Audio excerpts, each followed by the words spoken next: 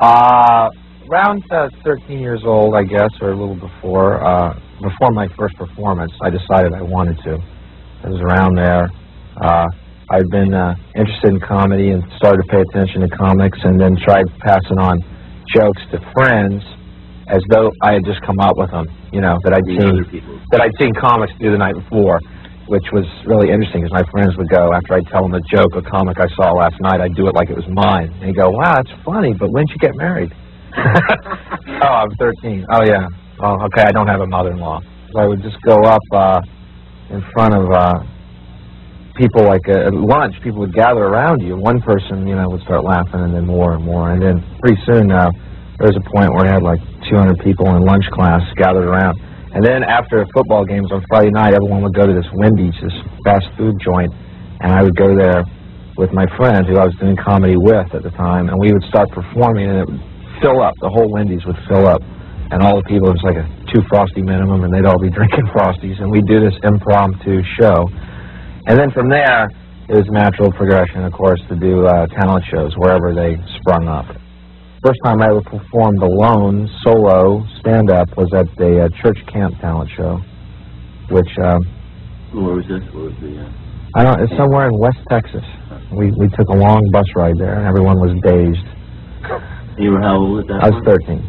I was absolutely terrified, and not the least reason was that it was a church camp, and a lot of the guys who I'd been watching were like nightclub comics and Richard Pryor. So obviously I had to edit on my feet a little bit. I felt like I'd made a huge mistake, and I should have been in the Kumbaya chorus that went up before me.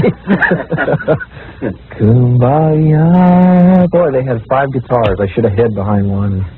I don't remember the exact thing that got the first laugh. I know I had like 14 minutes of material, okay, and like 7 minutes of it was stolen, you know, or someone else. It was like Woody Allen material, which no one in Baptist West Texas country would ever be able to trace.